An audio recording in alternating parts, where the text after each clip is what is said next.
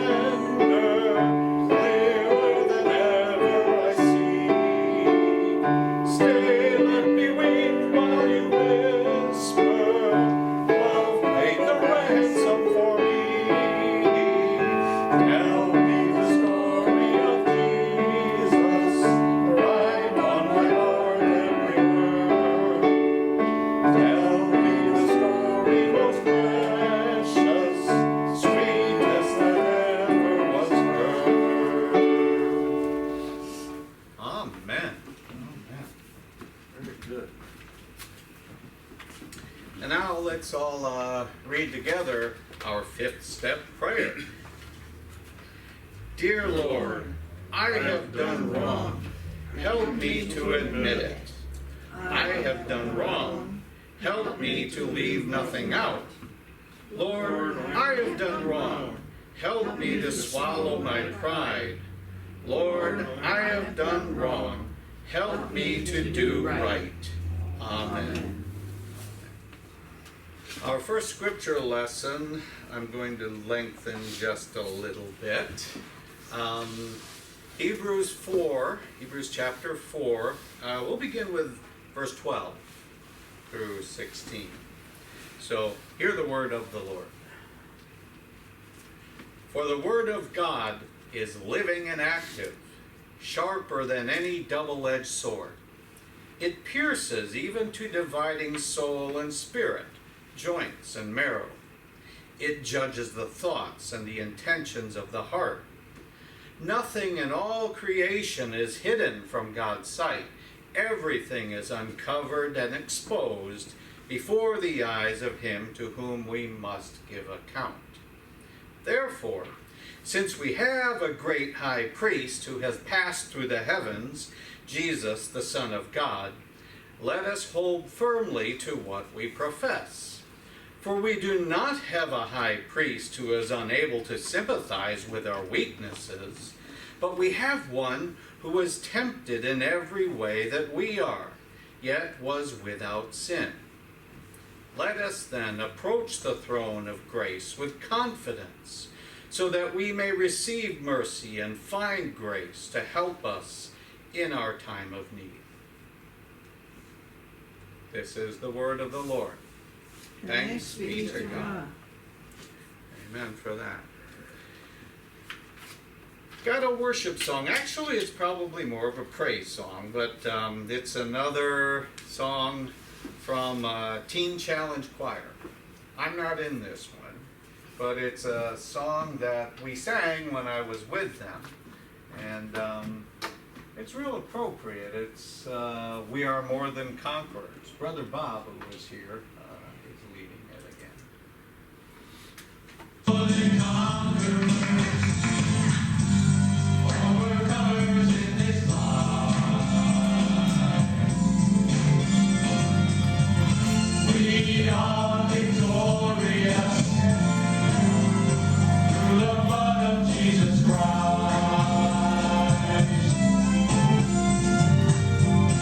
We are more than conquerors, overcomers in this life.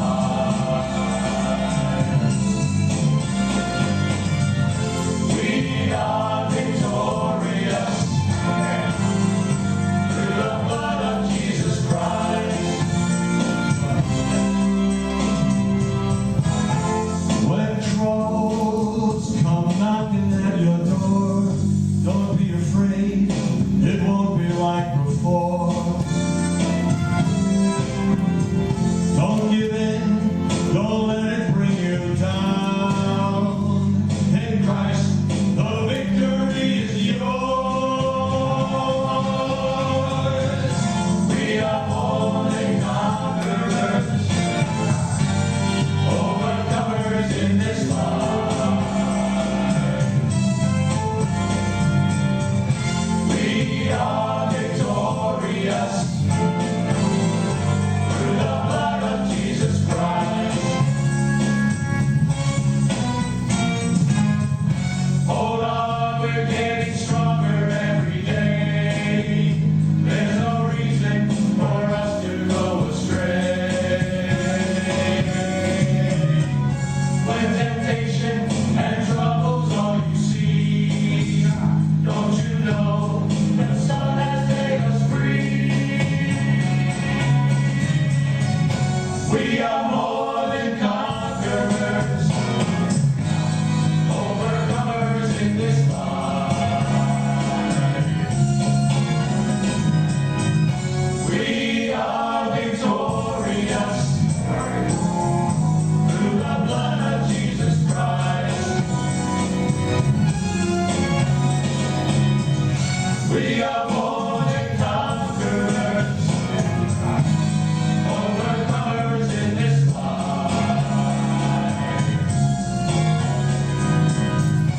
We are victorious through the blood of Jesus Christ. We are more than conquerors, overcomers in this life. We are victorious through the blood of Jesus Christ. We are victorious through the blood of Jesus Christ.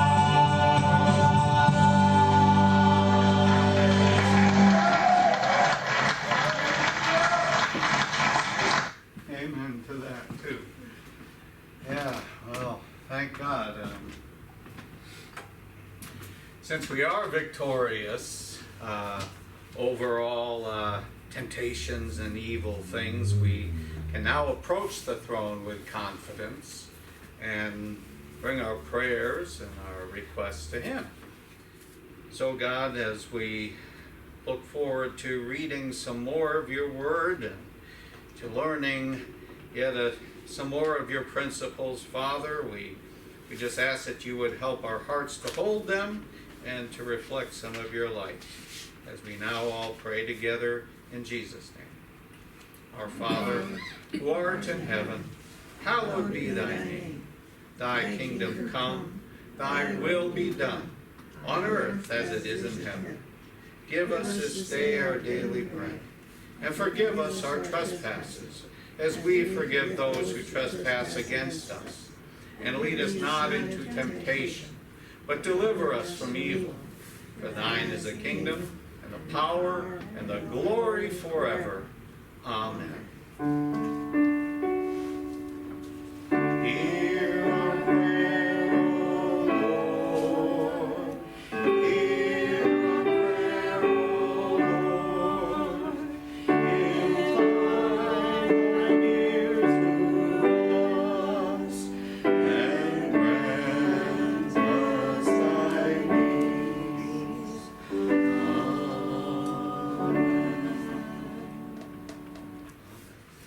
Our second scripture passage this morning is another good one from the book of James, the epistle of James.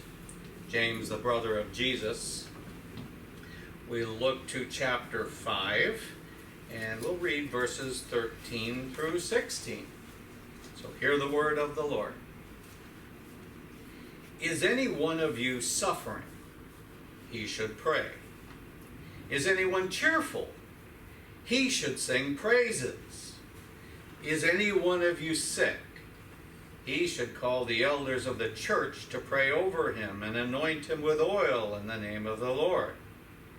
And the prayer offered in faith will restore the one who is sick. The Lord will raise him up. If he has sinned, he will be forgiven. Therefore, confess your sins to each other and pray for each other, so that you may be healed. The prayer of a righteous man has great power to prevail. This is the word of the Lord for the people of the Lord. Thanks be to God.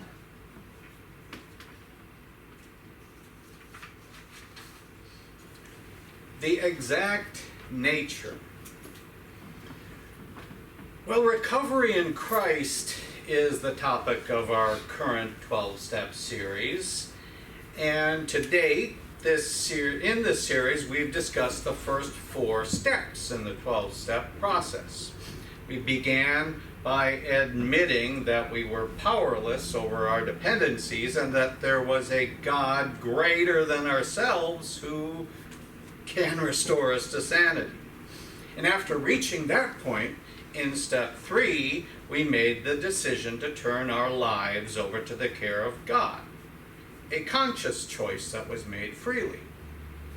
And in our last step, step 4, we took a searching and fearless moral inventory of ourselves. And I'd like to think that each of you are being active participants in each of these steps. And as we continue working our way through these 12 steps, I want to remind you that this is an individual process that each person must go through on their own. So I cannot sit back and evaluate you and tell you what you must do. This is for you to decide. However, if anyone would like some assistance or counseling along these lines, please feel free to contact me and we'll have a discussion. Step 5 says, we admitted to God, to ourselves, and to another human being the exact nature of our wrongs. So as we move on to step 5, it is time to begin making our confessions to God. Also in step 5, it says you should share your addictions, compulsions, habits, hurts, and hang-ups with another human being, someone you know and trust. I'll explain some more later. But in my previous message, I told you the story of the Jewish nation returning from exile and how they took their own inventory of their lives. They confessed their shortcomings and sins to God and to each other. Then together, they made plans that led toward their restoration. And this is where we find ourselves today. Confession, especially as it pertains to our addictions and temptations, is hard, right? As a matter of fact, it is so hard that when we seek out help, we usually just tell the person to pray for us, to pray for our strength, to overcome whatever we're dealing with, without sharing exactly what it is that we are dealing with. And to complicate this further, we are so ashamed of what we're dealing with that we do not want anyone to know. So we suffer alone without support. Well, why are we so hesitant to confess to one another what we are dealing with? Why do we get so nervous at the very thought of our sharing our business? Well, as long as I can deal with my business privately, I don't have to worry about what someone else may think about me. My reputation is critical to who I am, after all. I can't risk messing that up. Consider this story that I heard a comic tell, and I'll confess I had second thoughts about telling this one, but here it is. There was a man on his deathbed that called his wife to his side. He knew he was dying and he needed to confess. And when his wife got to his side, he told her, "Sweetheart, I need to confess to you. I have not been faithful to you. I needed to confess that before I died."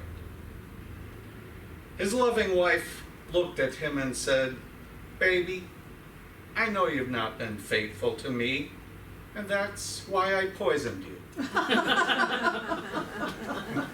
was a quick call. Yeah, no. It was still there. See, but you see, that's the root cause of why we're not willing to confide in one another.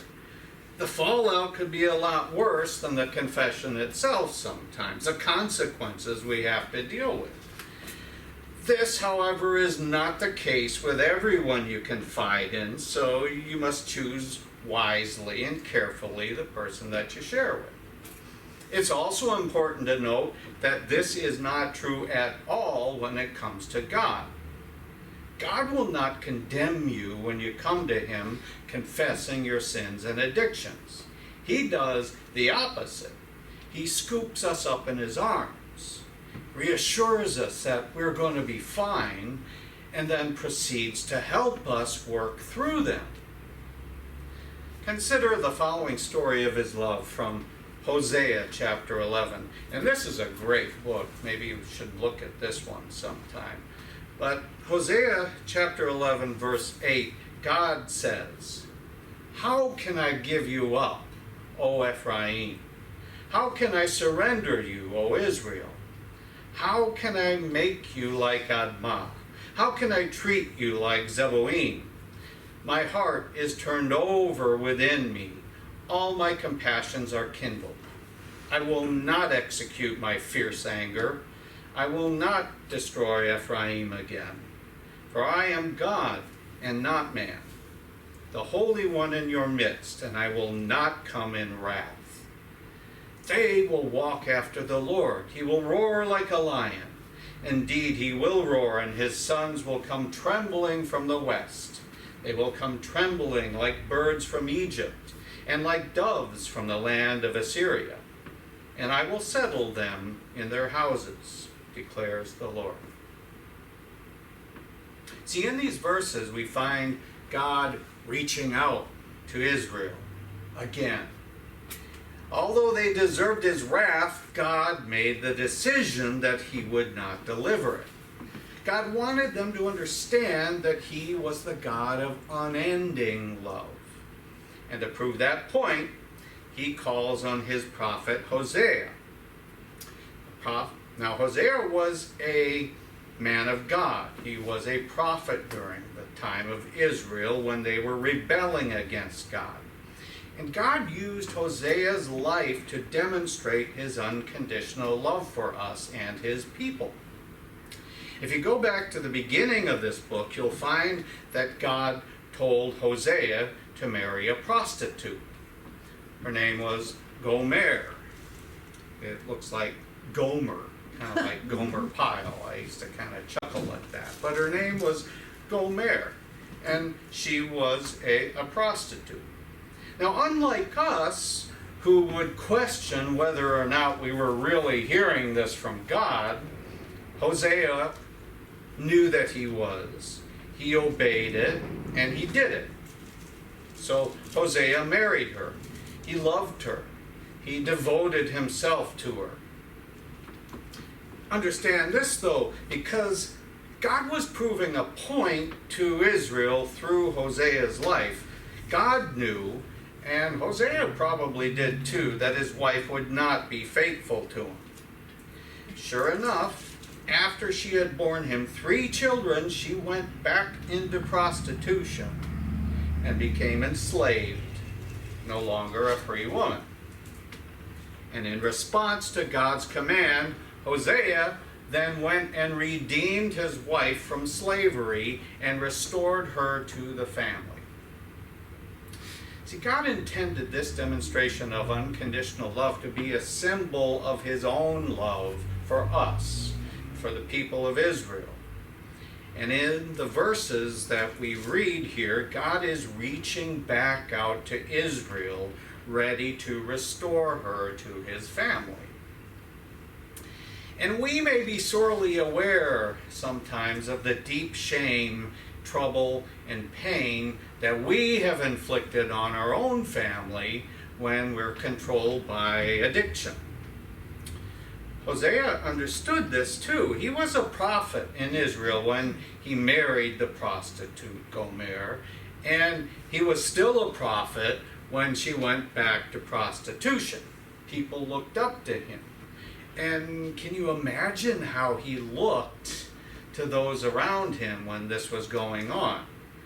He could have refused to take her back and everyone would have understood. He could have refused to forgive her, to restore her, but he followed God's plan.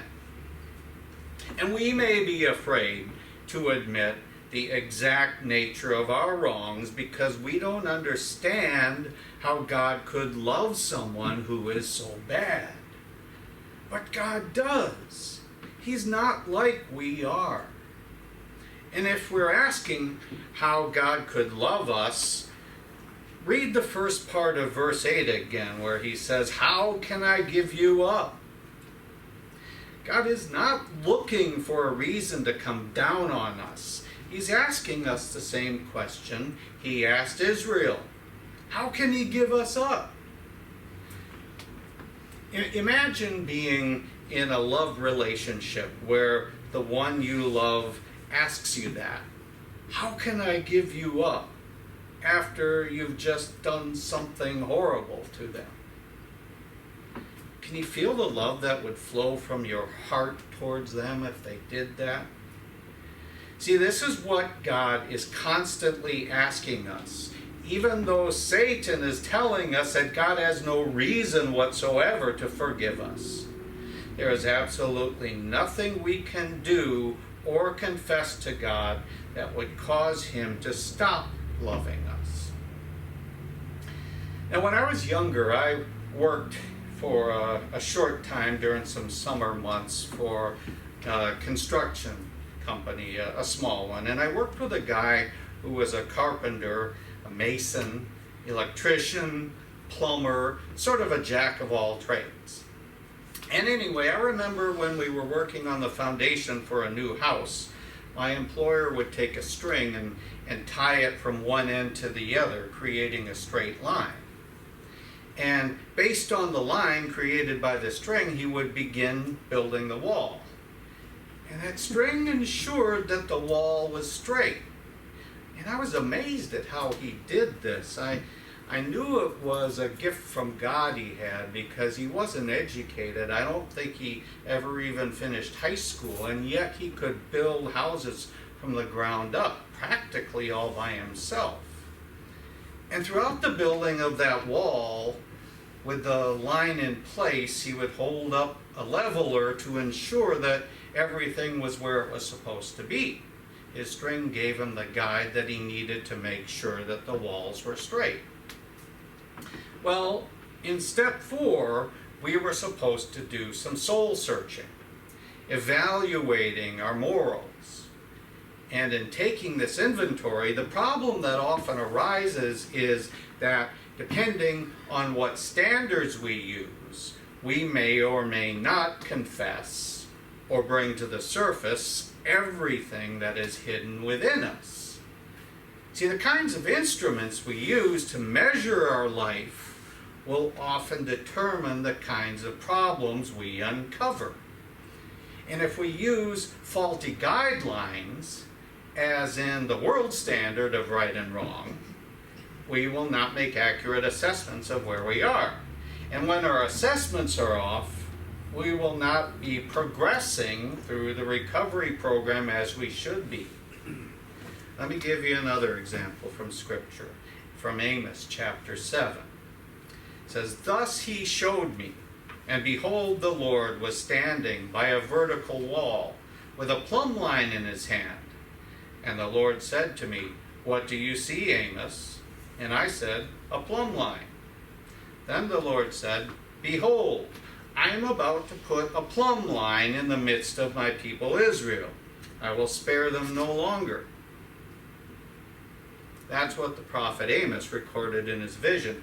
God was getting ready to test his people according to his plumb line. And as with my employer's use of the string, a plumb line was a length of string that has a weight tied to one end.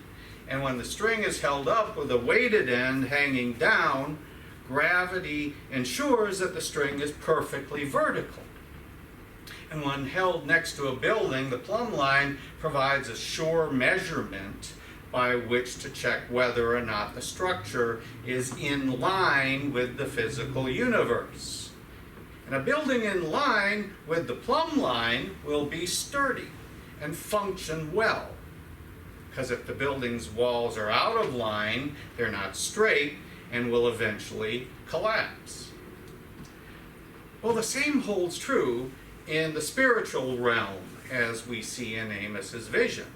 If we're not using God's plumb line, his word, to determine what we should be removing from our lives, we could leave some very serious problems and addictions hidden, only to see them surface later, alive and well, and cause us more problems. And just as we cannot argue with the law of gravity, we cannot change the spiritual laws revealed to us in God's Word. We should measure our life by the plumb line of God's Word. And when we do that, we can be sure that our soul searching and subsequent confessions will cover what needs to be covered. And it is then crucial that we admit to God, to ourselves, and to someone else the exact nature of our wrongs. And this can only be done when our wrongs are identified by God's Word and not the measure of this sinful world that we find ourselves in. I shared with you earlier that we often try to deal with our addictions alone, in private. And we do this to save our reputations and to not endure any fallout that may come from our confessions. The problem is, and when we're trying to deal with our addictions and problems alone, it doesn't work. And that is what we realize in the very first step, that we cannot do it and we need God. The driving force, I think, behind our trying to handle our problems alone is shame. Think about it. See, at one of our recovery meetings, we had a conversation about shame. Shame is a very powerful force in our lives. I mean, remember when Adam and Eve were in the Garden of Eden and they were walking around naked? They had no concept that they were naked until after they ate that forbidden fruit. And it was only then that they tried to make something to cover their nakedness. They felt ashamed then. We also talked about babies and their lack of shame. They have no problem walking around the house or anywhere else naked. Why? Because they have no shame. Shame is something that we learn as we get older. And it'd be perfectly fine for a baby to be changed or even walking around naked in public. But let a grown man or woman change their underwear in public and they might be taken away to a mental institution or something. You know, this is due though to our sense of shame. Shame is a painful feeling of guilt for improper behavior, and when we've done something that the world defines as improper or bad, there's a feeling of shame. The opposite is also true. In our world, the standards have become so low that people today are not ashamed of doing a lot of things that would have been unacceptable 50 years ago. And that is why we need to line up with God's plumb line versus the standard that is set forth in the world. Things sure have changed, haven't they? I mean, just, you don't even hardly have to think of it. These days, the sensitivity around shame has gotten so bad that there are Christians who are ashamed of being called a Christian. Imagine that, a Christian ashamed of being called a Christian. Well, they're ashamed because of the so-called negative impressions that Christians seem to have these days. You see, there are Christians out there doing things that the world just doesn't approve of, like actually taking a stand against sin. The world ridicules them. And we don't want to be ridiculed, do we? When the ridicule starts, too many other Christians distance themselves. But let me get back to how shame keeps us in our addictions. See, it's this feeling of shame that causes us to stay in bondage to our problems and addictions. We do not want our shortcomings becoming public, because it'll bring shame on us and those we love. And although this will be hard, the time has come for us to at least put the shame aside and come clean before God. God already knows all our faults, so it's okay to come clean before Him. Consider the following story from the book of John in the 8th chapter. And the scribes and the Pharisees brought a woman caught in adultery, and having set her in the midst, they said to him, "Teacher, this woman has been caught in adultery, in the very act. Now, in the law, Moses commands us to stone such women. What then do you say?" And they were saying this, testing him in order that they might have grounds for accusing him. But Jesus stooped down and with his finger wrote on the ground. But when they persisted in asking him, he straightened up and said to them, "He who is without sin among you, let him be the first to throw a stone at her." And again he stooped down and wrote on the ground. And when they heard it, they began to go out, one by one, beginning with the older ones. And he was left alone, and the woman where she was in the midst. And straightening up, Jesus said to her, "Woman, where are they? Did no one condemn you?" And she said, "No one, Lord." And Jesus said, "Neither do I condemn you. Go your way. From now on, sin no more." So I'm sure that most of you have heard this story of the woman caught in adultery, but can you imagine how she felt? First being caught in the very act, and then being paraded through the town by a group of men desiring to kill her for her actions. Her sins were now being publicly displayed. Shame has kept many of us in hiding, because the thought of admitting our sins and revealing ourselves to other human beings stirs up feelings of shame and the fear of being publicly exposed, just as this woman was. We do not know what Jesus wrote on the ground.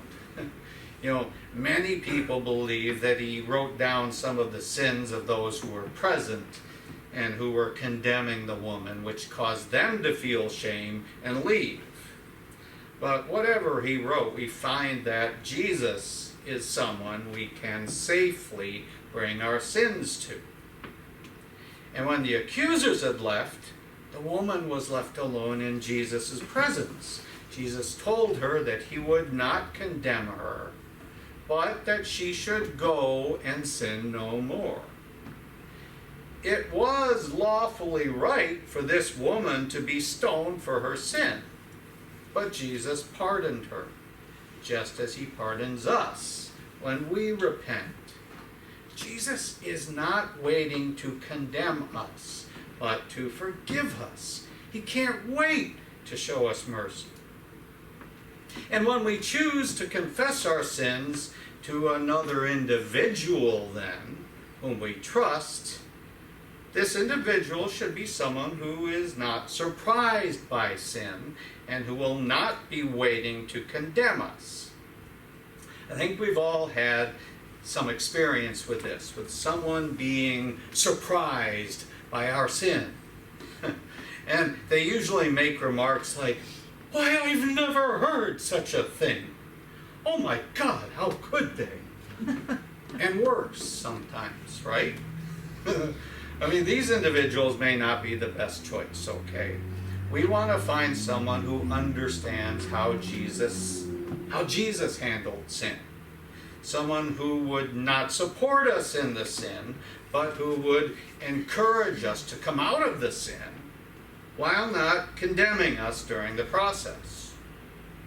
Shame can trigger addictive or harmful behavior, and we need to be careful about whom we choose to confide in, alongside of Christ. I'm sure many of you are thinking that there is no one on the face of this earth that you would want to confess your sins to, let alone your real addictions, and I understand that completely. But in order to fulfill step 5 and start walking toward the real recovery in Christ that we so desperately need, we must do this. So start off by confessing Christ. Get it all out with him, being totally transparent. And then pray and ask God to show you the person that you can confide in who will support you through overcoming your habits, hurts, and hang-ups without condemning you. See, God wants us to live free from bondage. And that is why he sent his Son to free us. There's freedom that comes when our sins and our addictions are released. It's unbelievable weight taken off of you and pressure that can be within you for so long. When it suddenly goes away, you're free indeed. And once you have at least confessed them to Christ and exposed what was hidden, you can then move on to step 6, becoming ready to have God remove all your defects of character. Doesn't that sound good? May God continue to bless you and keep you in Jesus' name. Amen. Amen. So, some of these steps aren't easy, but they're really good, and they lead to better things. Like the next one, step 6, which we'll talk about next week. All right, well, that's the exact nature. Gives us an assurance that we are in God's presence and in his mercy. So let's sing that song, number 314, Blessed Assurance.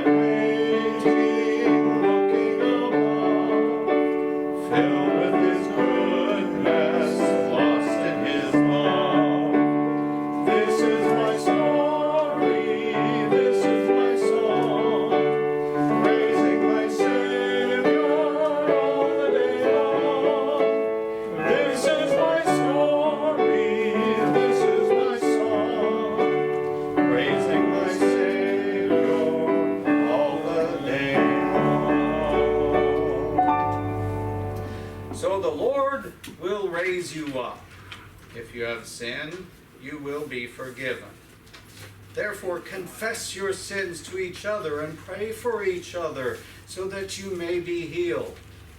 The prayer of righteous people has great power to prevail. In Jesus' name, amen. We'll finish with shalom to you.